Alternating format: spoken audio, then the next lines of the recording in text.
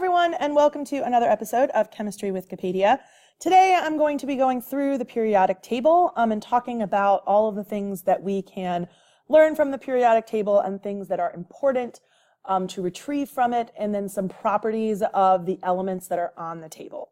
Okay, so here's our lovely periodic table that we have. This is very similar to the one that you have, except that this one happens to be colored versus the one that you have is not colored. All right, so the numbers that are on top here, so this is scandium and this is number 21. That is the atomic number, so number of protons.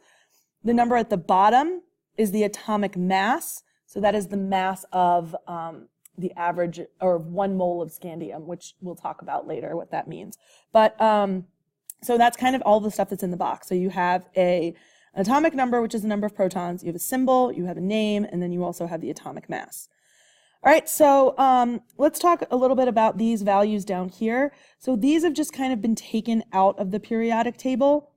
The real periodic table looks like this, where all of those elements that are at the bottom fit in right here. But because these are not used very often and they are not found in nature, we just kind of move them to the bottom so that we can kind of focus on all of our elements that are important. Not that they're not important, but just these are the ones that we deal with on a regular basis. Okay, so the periodic table is a little bit condensed. Okay, so let's talk about the different things that we have. So the first thing is we can look at all of these values going down. These are what we call the periods. So there is period 1 goes across. So period 1 only has hydrogen and helium. Period 2 has lithium, beryllium, boron, carbon, nitrogen, oxygen, fluorine, neon, and then so on and so forth. Then you have 3, 4, 5, 6, 7. Since these 2 rows belong in this little crack right here, this is also period 6. This is also period 7. All right, so let's talk about that. So our rows are going across. We are labeling them 1 through 7. Elements in the same period follow the same increasing and decreasing trends. So in the next unit, we're going to talk about this concept of the atomic radius and electronegativity and ionization energy, and we're going to be able to tell how those things increase or decrease while we go across our periods. Okay, so that's our periods. Now let's look at our groups. So our groups are our columns going down. So we have 1 through 18 are our groups. So let's take a look at our groups here. Click on that button. There we go. Here are our groups. So groups 1, 2, 13 through 18. So those are all of the tall columns here. So there's a little periodic table in this corner. So the tall columns are the representative elements. So in the representative elements, the last number of the group gives you your valence electrons. So we haven't talked about what valence electrons are yet, but just for reference purposes, a valence electron is an electron that is in the outermost energy level of an atom. So it's the furthest away from the center of an atom. And our valence electrons are important because those are the ones that determine how an element is going to bond with another element. Okay, so for our representative elements, let's look back here at our table. So 1 has 1 valence electron, 2 has 2 valence electron, 13 has 3, 14 has 4, 15 has 5, 16 has 6, 17 has 7, 18 has 8. Right? So it's just the last number there that tells us what the valence electrons are. So everything in this group has the same number of valence electrons. The elements in the middle, I like to call these the elements in the hole, 13 through 12. These are transition metals. And transition metals, we really don't, the group number doesn't really give us any useful information. Just anything 3 through 12 in the hole, those are our transition metals. These down here don't actually have a number, even though when we expand it, they fit there. They just don't need a group number, so they don't get one. All right, so let's just go back to our groups really quickly here. So groups 3 through 12 are our transition metals. That's all that I had to say about that. All right. So periods are our rows, groups are our columns. So now let's talk about our elements themselves. So you'll notice here that some of our elements are written in red, some of them are written in black, some of them are written in blue, and some of them are written in green. All right, so that has to do with the state of matter of our elements. Okay, so our states of matter, there are only 2 liquids on the periodic table. You need to know both of them. All right, so Hg is going to be Hg is going to be mercury. This is our metal liquid.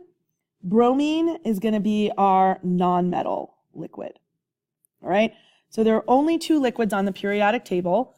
One of them is a metal, one of them is a non-metal. Mercury is a metal, bromine is a non-metal, and you need to know both of those. And that's the only 2 that you need to know. The rest of them we can kind of piece together. Okay. The gases are kind of all on the right-hand side of the table. HNOFCl and group 18. You do not need to know those. And then solids are everything else except for the man-made elements. So if we go over here to our man-made elements, oops, that's not going to take me to man-made elements. Man-made elements, here we go. So if we come over here, there are certain elements that do not occur naturally. The Earth did not, or like they were not produced on Earth.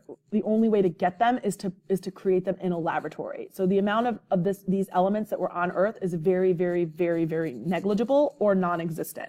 So they don't have a natural state of matter that they occur in because they were created in a lab.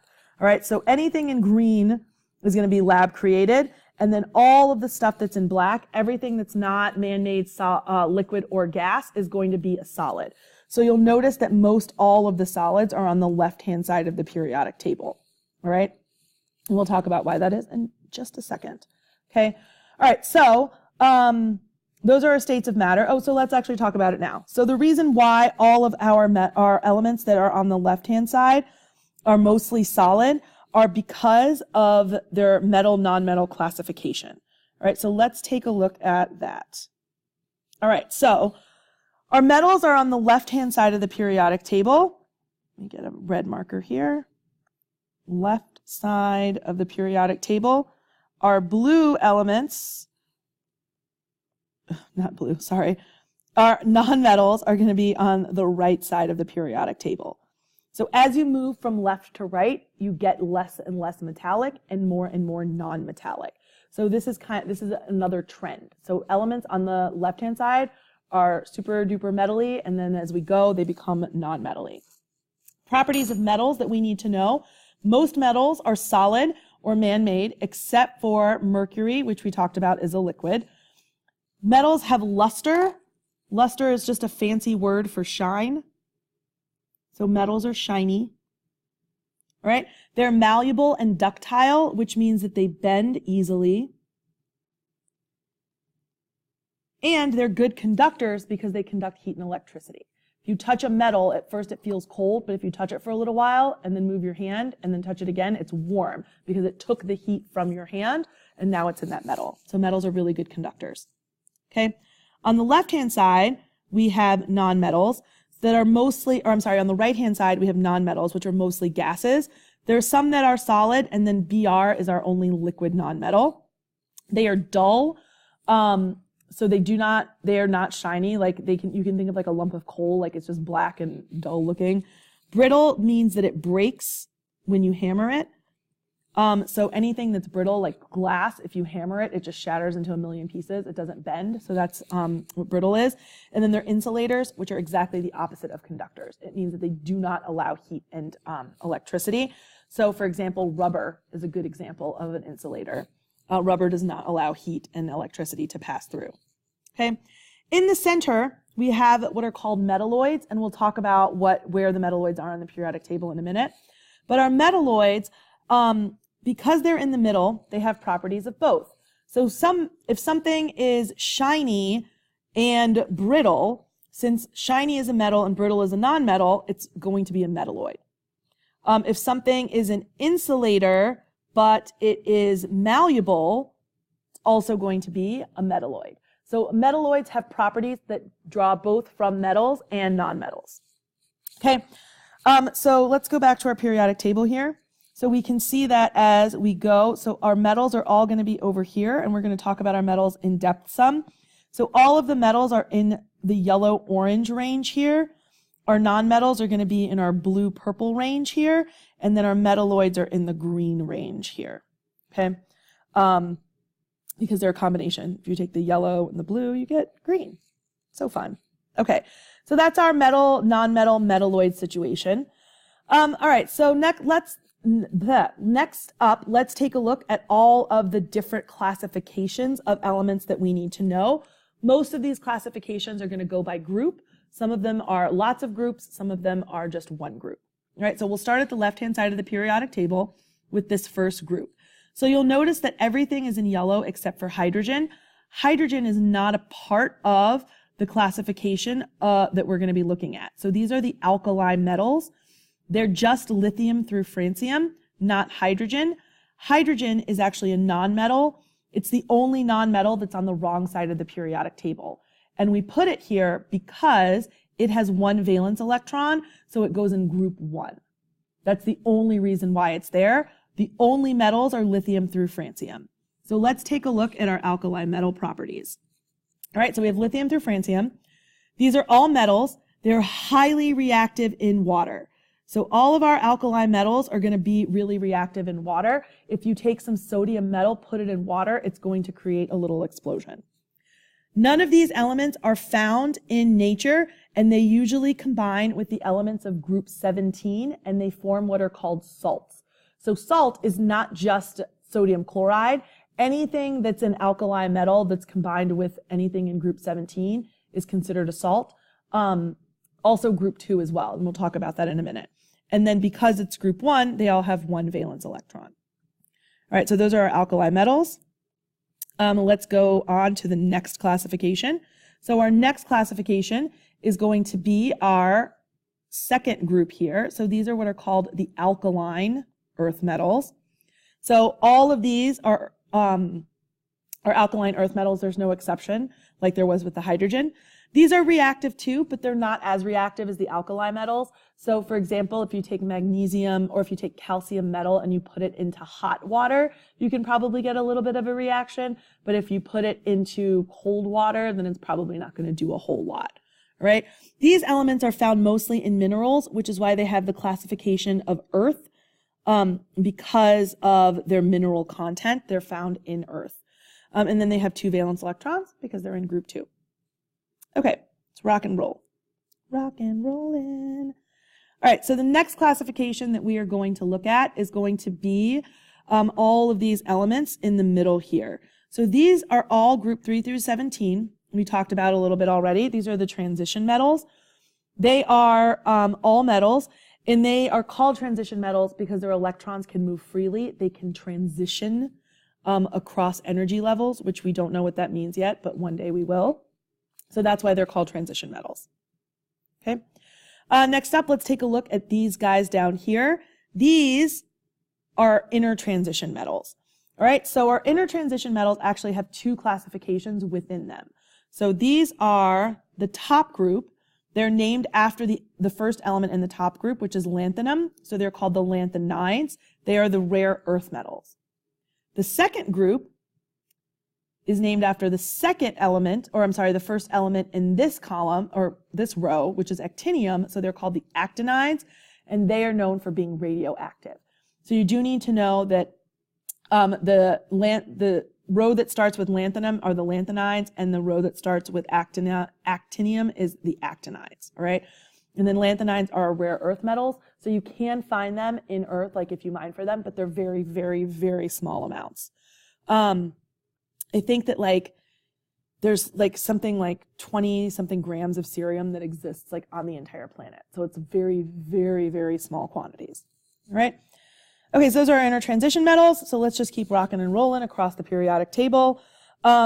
So next up we have the, metal. So we have, these guys are just the other metals. So they have no real classification of their own. They are just sort of, they just exist there, is I guess the best way to put that. All right, so let's look at our metalloids. So these are our metalloids. We already talked about how metalloids have properties of both metals and nonmetals, and so that's pretty much all we need to know about those. And then let's move on here to the nonmetals. All right, so our nonmetals with no particular classification are just hydrogen, and then these guys right here. These are like some textbooks, especially like physical science books, will say that this is the nitrogen group and this is the oxygen group. You don't need to know anything about any of those things that are happening there, right? They're just nonmetals. They're not like special nonmetals. There are two groups of nonmetals that are special. That's group 17. The elements in group 17 are the halogens, and they are called, they're called the halogens. They are nonmetals of group 17, and they're highly reactive with the elements of group 1 and 2. In Greek, halogen means salt former, so that's kind of where that name comes from. They combine with groups 1 or 2 to create some kind of salt, which we're going to talk about later. And because they're in group 17, they all have 7 valence electrons. So they're really, really reactive nonmetals. All right, and then our last little classification here is going to be our group 18, which are our noble gases. So for our noble gases, these are non-reactive. They are called noble gases because like the nobility does not mingle with, everybody else. Like they're all up on their high horse. Like we don't play well with others. So that's why they're called the noble gases. They are non-reactive. Usually you do not find them in compounds at all. And the reason is because they have 8 electrons, which we're going to learn later, completes their valence shell. So that's why they don't react. Because they're non-reactive, it's really easy to put current through them. They're not going to blow up or, catch fire or anything like that. So a lot of the times the noble gases are used in neon lights. And neon lights are named as such because the element neon glows this bright orange color that's really easy to see from far away. So the noble gases are very, very bright and they glow in this lovely manner. Okay, so that's all of our stuff on our periodic table. The very last piece of information that you need to know is which ones are radioactive. You don't need to memorize this, but you do need to take notes on this because you'll need it for the homework assignment that I'm going to give you. So these are the radioactive elements. They're also listed on the periodic table that I gave you before, or the periodic table that we're looking at before. Let's just go back to this table. All right, so that's kind of all of the working pieces of our periodic table that we need to know for, knowledge purposes. Okay, so that's all of the things that we have going on for this. So I'm just pushing random buttons now. This has been another episode of Chemistry with Wikipedia. I hope you learned something, and until next time, keep on chemin'.